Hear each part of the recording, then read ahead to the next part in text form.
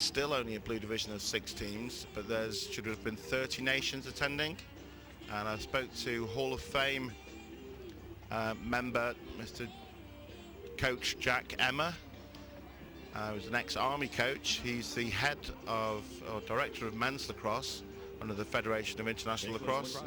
And he was saying the target for 2014 is looking for 40 teams by 2014.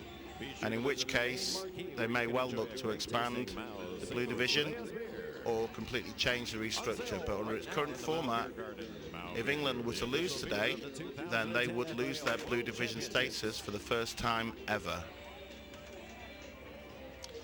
It's a long-winded way of saying, but yes, the last time England were knocked out, the division was expanded. Left-handed shot by Brendan Healy. Ben McAllister makes a stop, and the ball just dribbles across the line. Disappointed with that one. Here we have another one. Shot this time from Brendan Healy to Jordan Burke. So 31 and 32, and the guys to keep your eye on. This is Jordan Coffey. Again, dishes the ball. Jordan Burke. Yeah. While we just got the half-time talk, Ashley, if he's switched his mic on, he's down pitch side, and I believe he's got somebody for us.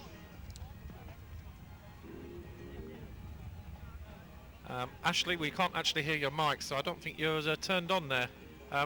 We'll come back to you in a second. Looks like our contestants will be lining up at the goal line. Ashley, show some more highlights.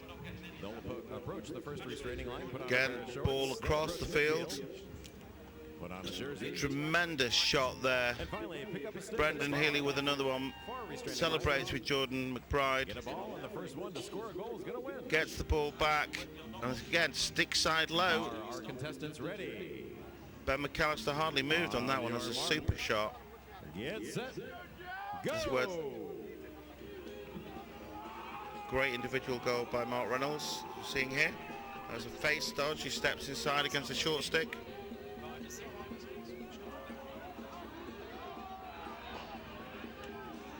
Superb.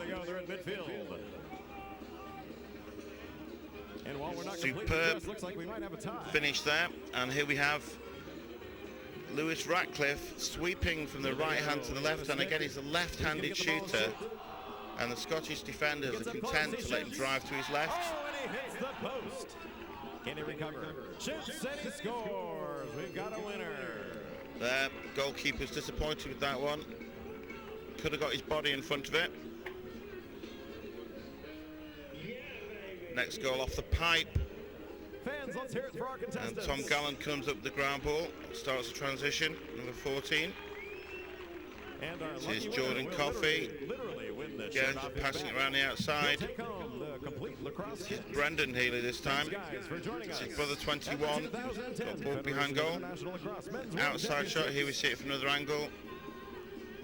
Just passing the ball around the perimeter. Jordan McBride steps in, buries it stick side low. Again, this is one the goalkeeper goes for interception, takes the gamble. That's Robert Hetherington, bitterly disappointed. The ball was there for the interception. Here we can see it, just misses with his stick. But the impressive thing there is that Lewis Ratcliffe showing his experience, not just catching the ball and trying to shoot from where he is, but catches it and actually on the move, continues to run across the crease, increasing his angle and his chances of scoring each time. Similarly there, that was Ian Healy, makes a great attempt, and literally 30 seconds later, Brendan Healy, his brother, gets hit from the side. There was no flag. He gets pushed over, but super shot. He's being hit, he's in mid-air, and manages to get a shot off into the bottom right-hand corner. Since 2008. Belgium, Guatemala, Mexico, And good ball movement here by England. Thailand, and Turkey. That's his signature move. Looks like he's stepping upfield. Plants his left foot hard. That's his face dodge. Here we can see it again. Again, it's almost a coaching clinic on how to do a face dodge.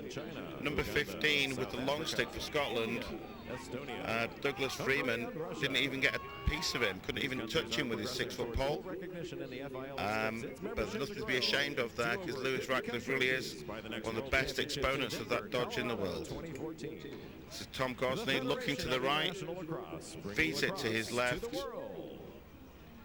as A.D. Bennett pops off the crease and buries it low from narrow angle. Here you can see again he's looking to the right of the field at the last second, passes to the left, Scottish defenders too late. Super finish by England. The Manchester City Council is proud to sponsor and be the host city. Dave, while you're still here, just to let you know, we are, due to quite a bit of popular demand, we're going to do a live stream. With 30 nations competing for the World Championships. We're going to do a live stream of the pitch 2 match between the Netherlands and Germany. Now, there won't be any commentary on it, but you will be getting all the sounds from that pitch. They're just warming up out there at the moment, and it's not part of a stadium pass, so you have to pay your £1 if you want to watch it. But I know there's a lot of real big interest in Europe, and I think there's a few of us who are going to be keeping an eye on that match as well, even while this match is going on, because that really is going to be a tasty match down there over on pitch 2. So that stream will be up very, very shortly. The match is due to start in half an hour, and I think the stream will start in about 15 minutes. Meanwhile, Ashley is here.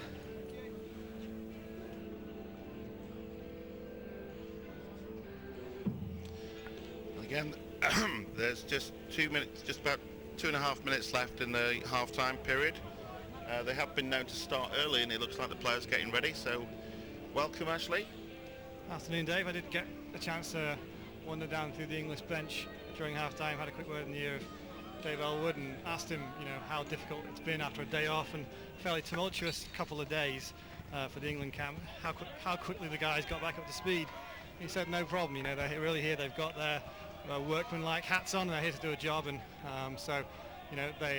the coaches, I think, remain frustrated, but the players seem to have let all the incidents of the last 2 days wash off their backs, and now they have a chance just to play this game, keep doing what they're doing, and stretch Scotland. And we stayed with Scotland last night and had a long game, played late, so England should be pretty fresh.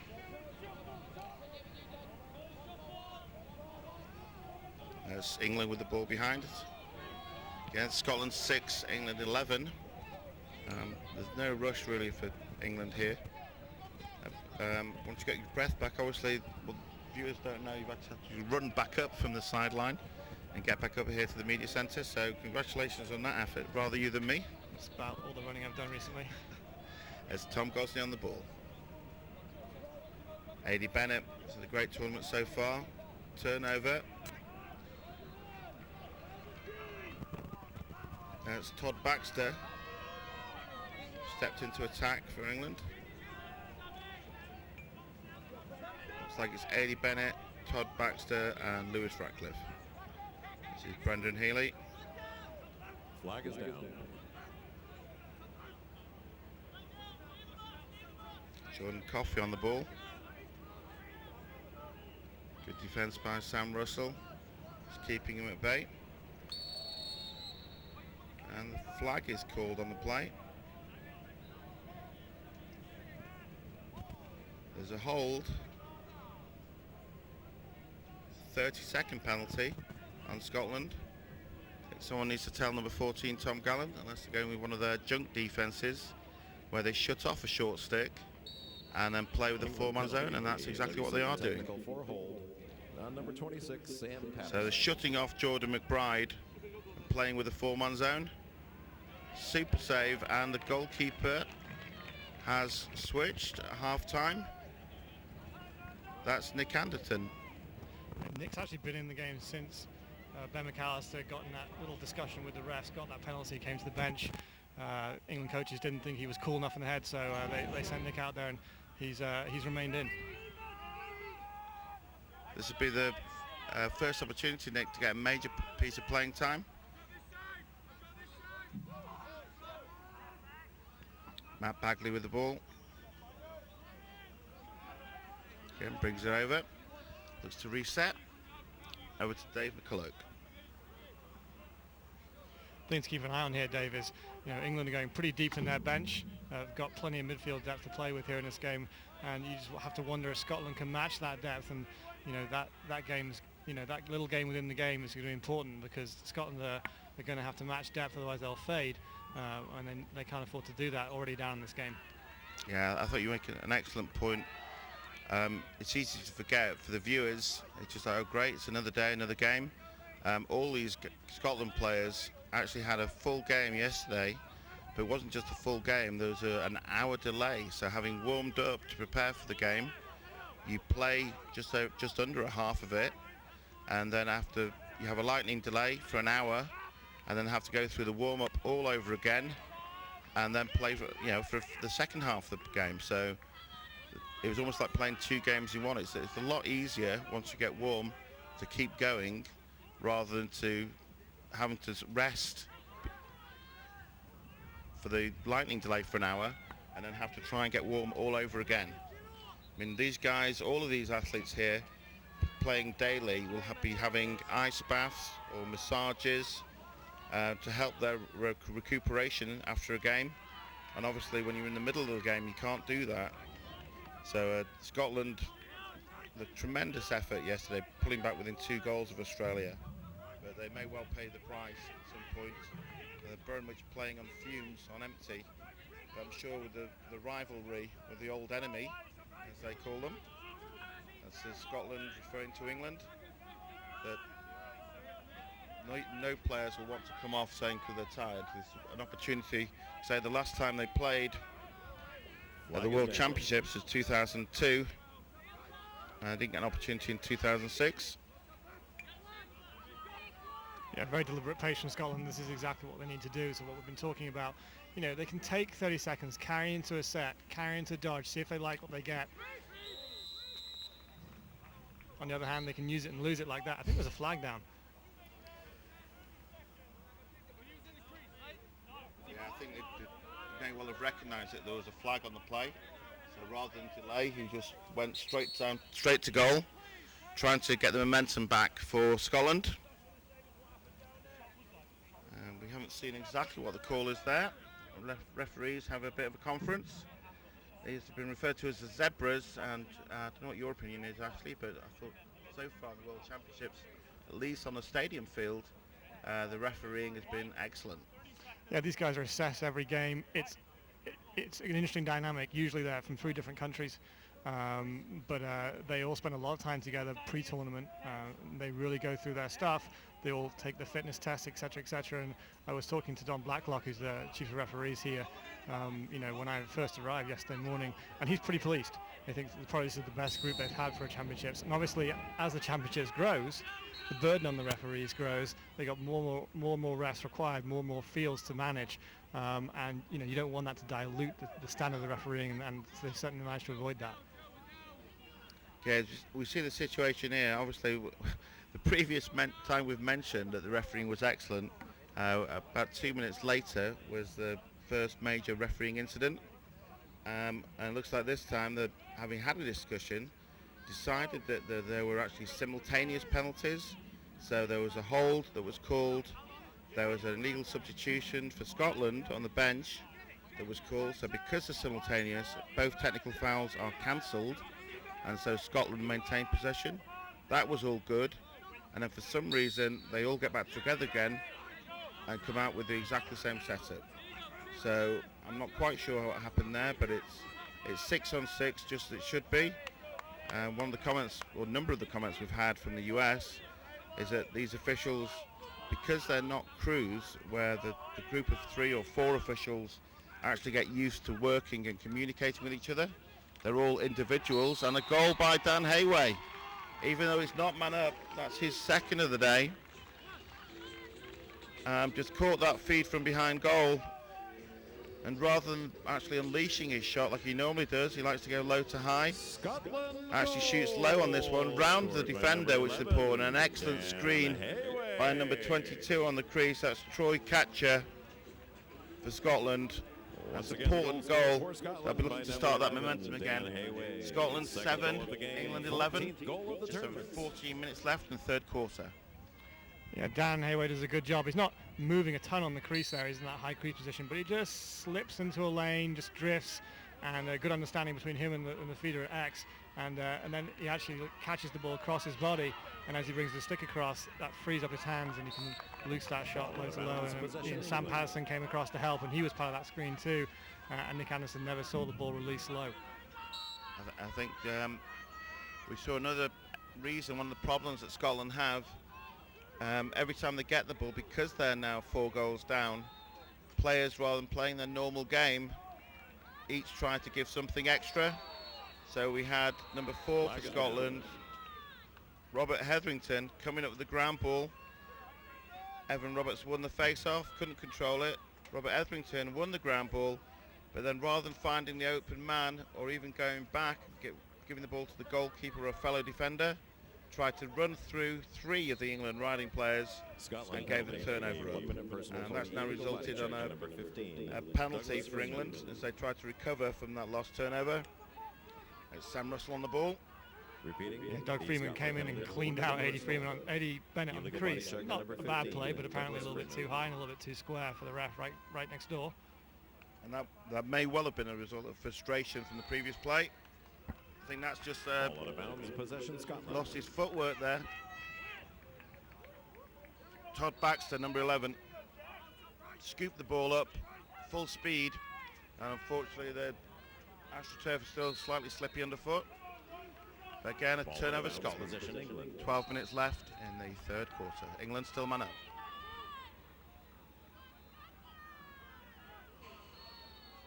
You can see the Scottish coach Kinney down there in the bottom left-hand corner in that previous shot, just clapping his hands. That's the composure clap. We had a long stick defender there, just airmail the ball out of bounds, and now England got the ball back and take a nice inside shot that hit the pipe and it rebounds to the goalie. So super turn inside. That was Todd Baxter with the quick feed inside to Eddie Bennett. And a goal. Mark Reynolds scores the goal. The penalty had been released. Takes the hit as he's falling over, just managed to reach out with his stick. Talk through this one in slow motion, Ashley. Yeah, this is pretty trademark for Mark. This is speed, looks up, times a little face dodge, and loses his feet. Doesn't mean to do that, but it's enough to get him low, and he sticks it 5-hole in the Scottish goalie.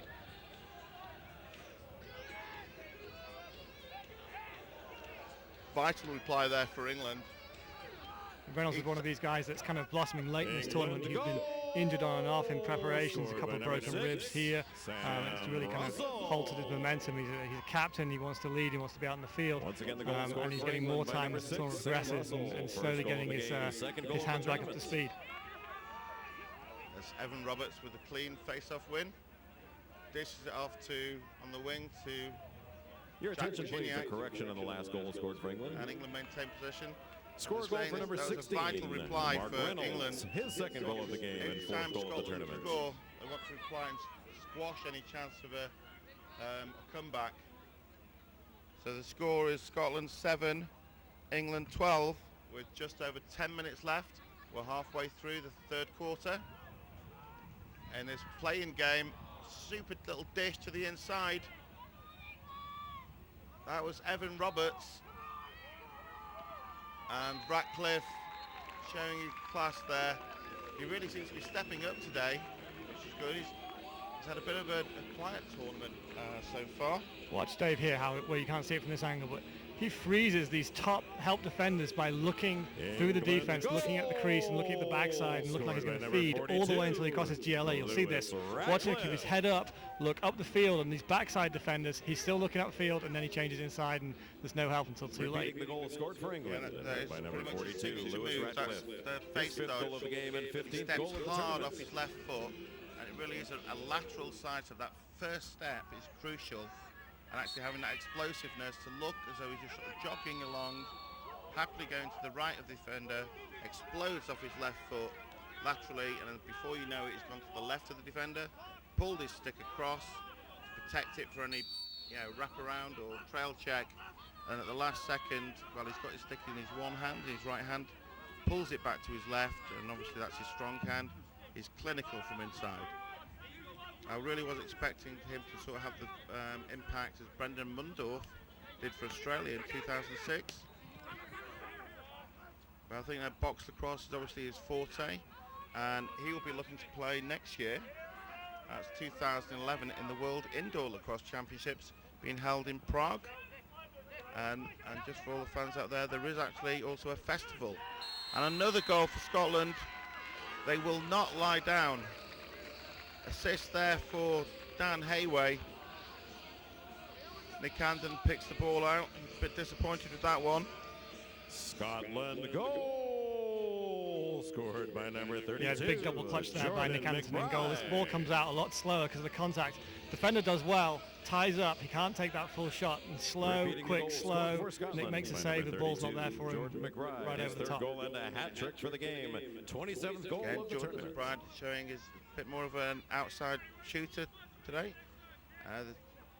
With the Stony Brook Seawolves in Illegal D1, procedure, he's Scotland. very much Possession a clinical finisher inside. Kevin Crowley, for playing for Canada, plays for them. They have a number of Canadian players, and they got through to the quarterfinals this year against Virginia, where they actually only lost by 1 goal. McBride was one of the main reasons they got through to the quarterfinals, but actually had a quiet finish to the season when his forming seemed to dip towards the end. But he started off the season explosively, with a couple of games scoring 7 in one game, 8 in another, and he'll be joined there next year by the England number 21. So there's 2 future teammates here playing against each other. 21 for England, Jack Virginiak, and number 32 for Scotland, Jordan McBride. With that last goal, it's Scotland 8, England 13, with just under 7 minutes to go in the third quarter.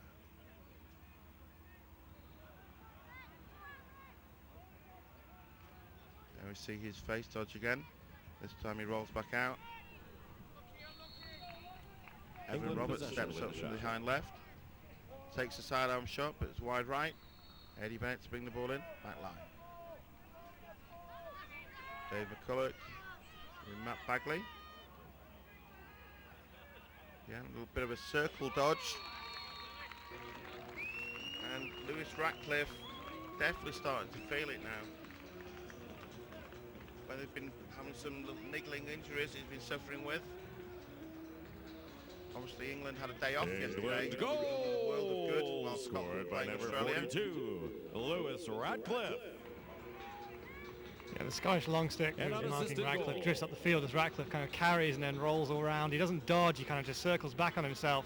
And the size of Once that again, long goal stick's actually scored giving for him far England, too much unassisted by space. number 42, Steps in once, Lewis Ratcliffe. short stick doesn't come quick enough, His and sixth just goal takes that of the nice game low and shot. 16th goal of the tournament. Very much giving the defender a false sense of security. Does his usual face dodge and then rolls out as though he's been turned back. The Scotland defender didn't really react and just relaxed. Lewis recognised that he had a bit of separation there from his defender, steps in and makes a shot. There's a shot there from England, and the ball goes to England possession Lewis with the Ratcliffe. shot. It's England ball back line. Dave, we saw yesterday the Scottish defence expended a ton of energy maintaining pressure on an Australian perimeter offence and did a pretty good job for the bulk of that second and third quarter. But you can see today they haven't got that same spring in their step, and they're really not getting to perimeter players who then become outside shooters. And you know, Australia didn't take a ton of outside shots yesterday, but England clearly prepared to do more of that. And if these Scottish guys can't keep to hands, then they're going to continue to leak goals. And this is always a problem for Scotland, is against the Blue Division teams, because they've had experience at the Blue Division obviously for a number of years.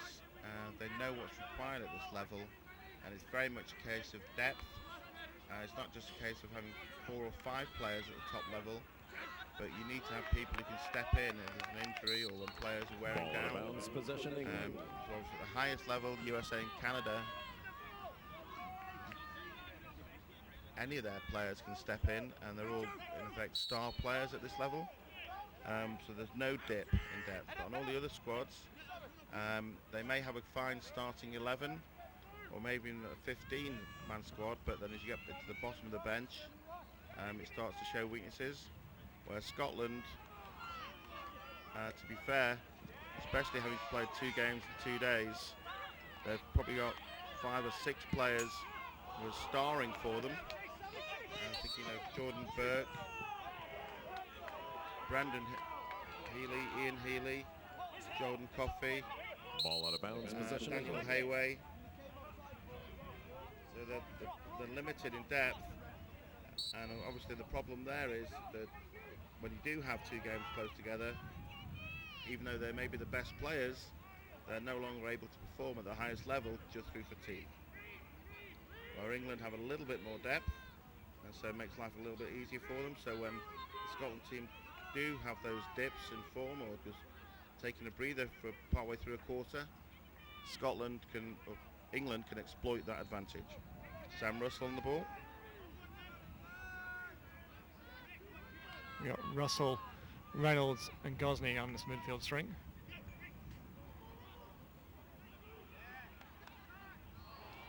Nice save by Timo Higgins. England holds possession with the shot. England run this wrinkle quite a lot where Mark Reynolds comes in through the midfield. He plays midfield for his club team. He's played attack for England. He's played midfield for England, but they sub him through. He comes on the midfield string, but Lewis Ratcliffe comes up to the high wing and he ends up drifting behind and playing an attack position. Here he is again, backing up the ball. He's going to pick up the ball and probably take on a player at X.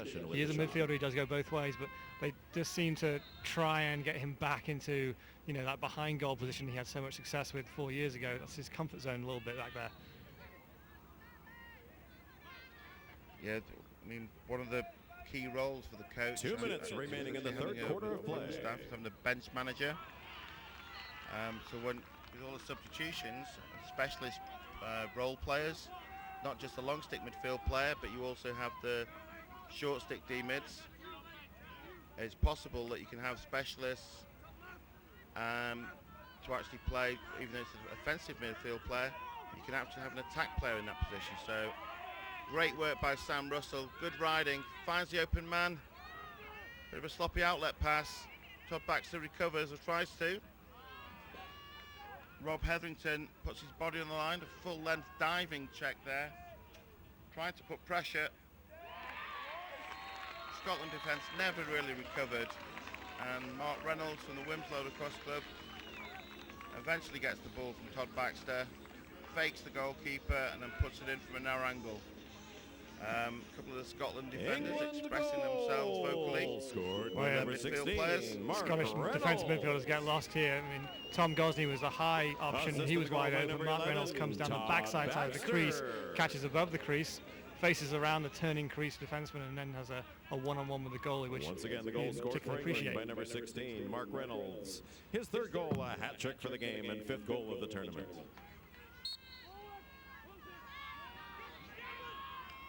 Evan Roberts, the fast break.